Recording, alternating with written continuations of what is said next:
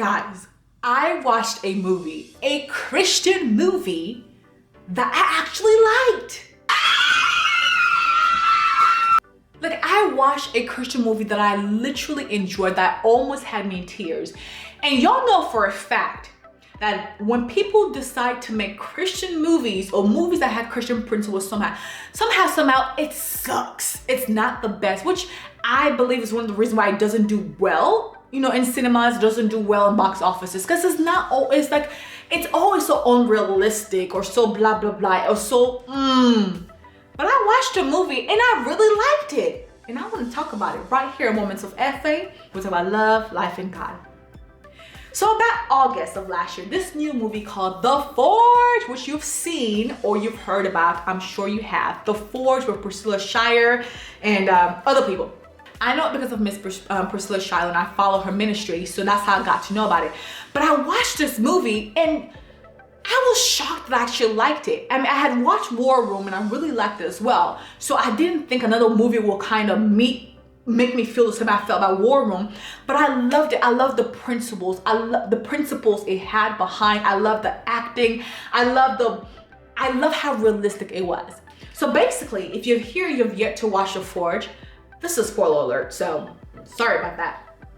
The Forge is pretty much about this single mother who's raising this young man named Isaiah, who is going through so much because, his father left them. It's just like a single mother going through so much, who is growing up, who's a teenager, growing up in this world. He's a man being raised by this woman, and he has so much anger inside of him because he's angry at the world, angry at his father, and his mom is trying to have him to grow up. So she's always nagging him, I should say, per se, clean up, help me out in the house, go get a job, vacuum your room, do this and do that. And he's going through so much.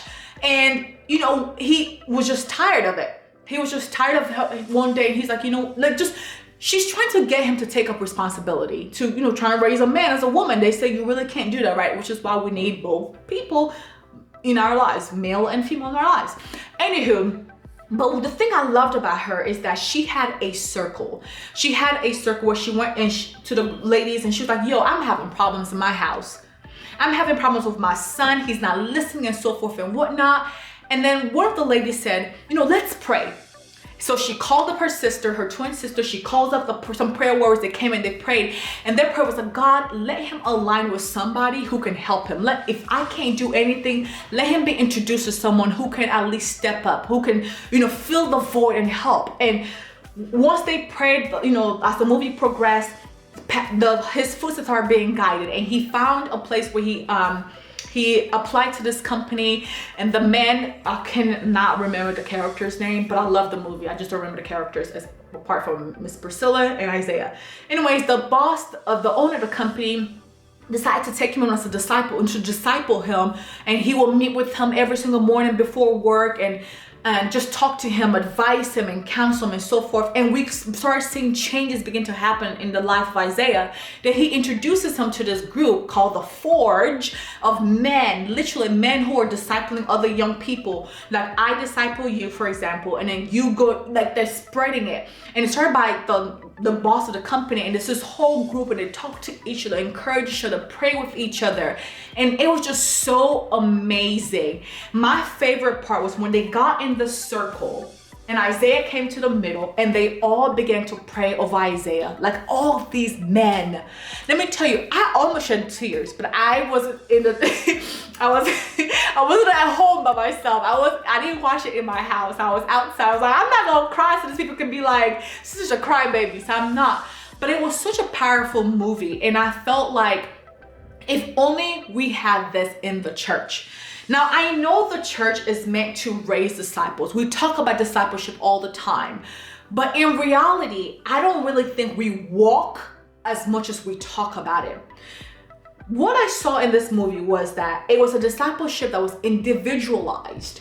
It wasn't a discipleship that was generalized. Because I feel like a lot of churches, especially, and I can talk about it because I've been there. In the church that I was in, we talk about discipleship all the time, but now that I look back at it, I wasn't individually discipled. Yes, it's a generalized teaching. There's a generalized this and stuff like that. But everybody has different steps. Everybody has different walks of life. Everybody has different callings per se. Everybody has, different interests. It's not discipleship is not really one size fits all. Everybody receives things differently. Everybody is connected to stuff differently. The way you will connect to this, I may not be. So we cannot disciple as one size fits all. It has to be individualized. It has to be, intentional. It has to be, I'm going to work and focus on you. So the boss, the company owner, he had other people who's discipling. Yes, he had other people. Yet what he did was he made each one of them to feel as if you are my one person that I am talking to. I'm discipling you, my one person. I am teaching you, my one person. I'm doing this and so forth. And then that one person does it to the other person and does it to the other person and so forth. And this is what we need to bring back. And it doesn't just have to be in the church, in our lives alone. Because this man did not meet Isaiah in the church. This man did not meet Isaiah doing this and doing that. What he did was Isaiah came to work for him, and he looked at him. He said, there's a potential in Isaiah. Instead of me allowing him to go out in the world and join the statistics of the entire world of how black men are and this, and black men are angry, black men are this, black men are lazy, black men are this and this. What I'm going to do, I'm going to look at this potential this person has. I'm going to harness the potential. I'm going to invest into his potential, and I'm going to groom him. And that's what the result we saw at the end of the movie. We ought to do this in our lives as well. You are here and you can braid hair, you can do makeup, you can do whatever. You see people all the time. You see that young girl. Instead of you talking about her, like, look at this girl. Look at this Riley Gapike. Look at this one. Next minute she's with this man. Next minute she's with that. Get the girl. Talk to the girl for 5 minutes, maybe for 2 minutes, like talk to this girl and try to get to know her little by little, rather than talking about her little by little. And then you're showing her the trade and so forth. And that's how you're going to get her off those streets. The same thing with the young man. And I love how it focused on men doing it, because women, we kind of sort of do it a lot, but it was the men that were doing it. And we forget that men need discipleship as well. And a woman cannot disciple a man. A man cannot disciple a woman. Yes, I know there's no gender in the spiritual realm, the kingdom. There's no gender whatsoever. But God placed us as a man and a woman for a reason. Okay? So find a young girl you can talk to, you can pour life into, you can help her get off the streets. You can see her life is going this way, and you can clearly see, because a lot of times we can clearly see that somebody is going wayward, but we'd rather talk about them, we'd rather gossip, we'd rather be everywhere spreading their names, we'd rather just sit there, I'm gonna mind my business. Especially if you live in America. America is the type of place where, unfortunately, I think it's unfortunate, where it's not a village in a way. It's like everybody mind their own business. Everybody's like, don't talk to me, I'm gonna call the police, mind whatever. But if you see, of course, there's a way to go about it. I'm not just saying just force somebody's life. No, there's a way to slowly do something. You're gaining trust. Because what happened, Isaiah began to trust the guy, the boss. Eventually he started to, pour out his heart to him and talk to him. And the boss started saying, look, I'm not just gonna talk to you only when I see you at work. I'm also going to bring you to my personal life. When I'm going out to evangelize, when I'm going out to do those outreaches, when I'm going out to do this, he took him in literally. Because I think what we usually do at church is that we do it only when we see ourselves in church. When we see ourselves in church, the only time we talk to each other. When we see ourselves in church is the only time we do stuff with each other. No, outside of the church, outside of the team, you're in a worship team. You have your outside of that. You have this young lady who, you're trying to raise to do, like maybe to do praise and worship, to do whatever, to play the keyboard outside of church, meet with them, go on dinner, talk to them, call them up, and outside of the church as well. So they can just see it's not just, it's not just with the four walls of church, outside. So I love the discipleship. I love how it showed what to do, literally. It showed what to do. Literally show what you do, that you should talk to the person, connect with them, meet them where they are. It's not a one size fits all. Discipleship is not a one size fits, and that's why so many people are in places they're not supposed to be. For example, because you're here, the person you adore and everything, the person you're talking to, because you are a pastor per se, you are training this kid to be a pastor when that's not their calling. That's not what they're supposed to do. Meet them where they are and harness, or whatever the word is, what they have whatever they're doing. Not everybody needs to be trained as a pastor. Listen, I'm not saying that we shouldn't pray. I'm not saying we shouldn't read the Bible. Y'all know what this page is about, so you know what's up. We should do those things as well. But look at the potential. Where's this person going? This person looks like he's a business person. Okay, this is the area that I know about prayer. I'm going to disciple you in this area of prayer, but I'm going to connect you with a business person. You are trained to be a doctor. You want to be a doctor. I'm going to disciple you in a place of how to fast, how to pray. I'm going to disciple you in a place of how to be a mom or be a dad or whatever. That I'm going to connect you with somebody who's a doctor, who's going to help you in this area. You get what I'm saying? Because look, the idea of we can only learn from one person needs to come to an end. It really does.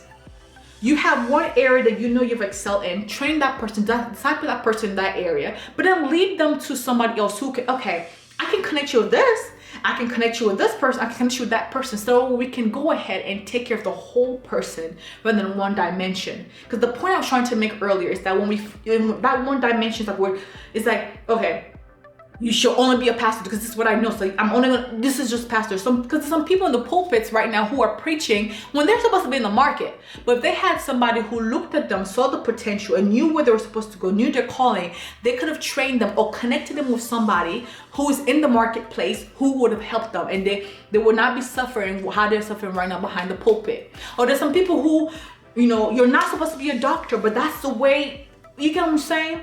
So please, by all means, listen. In this life, we all need somebody. You cannot do life alone. And there is something that you know that is working for you that you can help somebody with. You see people all the time on the streets. And if you don't know, connect somebody to somebody. Connect that person to someone that you know. Please, let's not do life alone. Now, if you can't disciple someone correctly, you know somebody. Please connect them. Let's not do life alone. And what I also love about this is that his mom, she was praying constantly for him. Listen, mothers, listen, fathers, do not give up on that child. Do not give up on that sister. Do not give up on that brother. She was constantly praying for him. Lord, I don't know how you're going to do it, but I know you're going to do it. Connect him with somebody. And when she was praying by herself and she realized that I can't do this on my own, what did she do? She went and confided in her sisters, in people. She called her sister. Her sister called a prayer warrior who she knew. They came together and they prayed. They held him up in a place of prayer. Life is not meant to be done alone. If you cannot do it by yourself, if you've gotten to the point where you're so tired, please connect with somebody. And by the way, we have an amazing team. We have an amazing called the ASMS Inner Circles, the group of people who are literally my brothers and sisters keeper, who will pray for you, hold your hand, who may just be there to, for a shoulder to lean on. Now, if you would love to be part of that, just type in the comment section, Inner Circle, and I will go ahead and get you started. We could talk about that. But please, life is not meant to be done alone. It is not. So find somebody, reach out to somebody, ask for help. Just don't give up. Don't give up on anybody. Don't give up on anybody. That's all I can say. And I love that movie. So if you haven't seen it yet, please go ahead and watch that movie because I think you will learn so much about it. And it's actually great for a Christian movie, trust me. And now I'm more open to watching other Christian movies because before I was like, yeah, I'm okay. So if you have any Christian movies that kind of hit that mark like The Forge does for me, please put in the comment section so I can go and check it out. But that was a great movie and a great principle to really learn from that. And my takeaway for you for this video, like I said before, is please do not do life alone. Please don't watch people that are going wayward and you can either help them or somebody who can help them.